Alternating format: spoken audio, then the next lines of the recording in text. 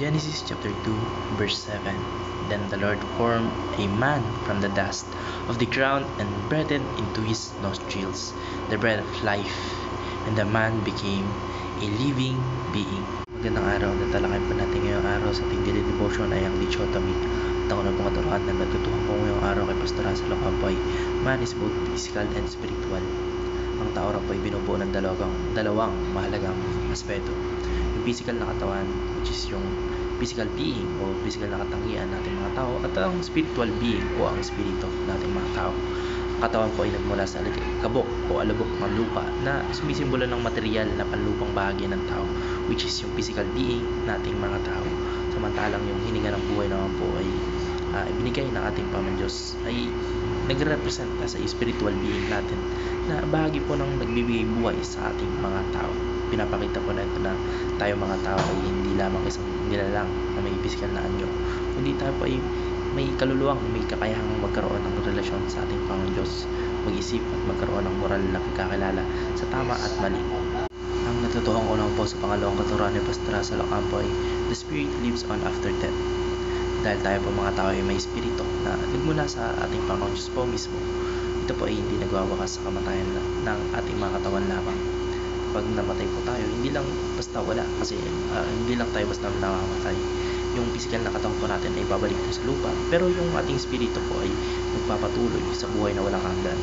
Ito po ang dahilan kung bakit sa pananampalatayang Kristiyano po o in Christian faith, may konsepto po ng buhay na pagkatapos ng kamatayan, isang pagpapatuloy ng ugnayan sa espiritu ng ating Panginoon Diyos. Kaya mahalaga pong maunawaan na ang ating mga buhay ay hindi lamang umiikot sa mga bagay na panlupa. Ang ating mga ginagawa at desisyon sa mundong ito ay may epekto sa ating spiritual na kalagayan sa hinaharap. Ang ating kaugnayan sa ating Panginoon Diyos sa buhay na ito ay may malaking epekto sa ating buhay sa spiritual world o sa kabilang buhay o after death. Ang natutukan ko lang po sa pangatlong katuruan ng Pastor Russell Ocampo ay God cares for both the body and spirit. Dahil tayo po mga tao ay nilikha ng ating Panginoon Diyos na may katawan at spirito, inalagaan niya po yung parehong aspeto ng ating pagkatao. Sa buong kasulatan po o sa Biblia, makikita natin na ang ating Panginoon Diyos na pinapangalagaan niya yung physical na pangangailangan natin mga tao, tulad po ng pagbibigay ng pagkain, yung magandang kalusugan, pati yung protection.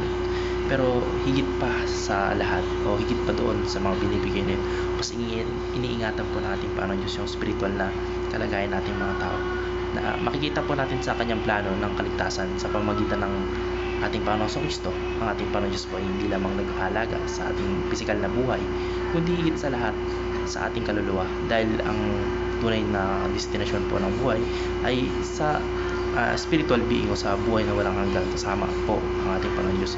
Yun lang po, maraming salamat and God bless. Amen. Sorry guys, medyo mainit kasi yung kapitbahay namin nandito sa may tabi and yung aircon yun, and nagtitiktok po yata siya at hindi naman natin pwedeng tigilan siya just for our devotion, and yun. Sorry po guys and God bless. Amen.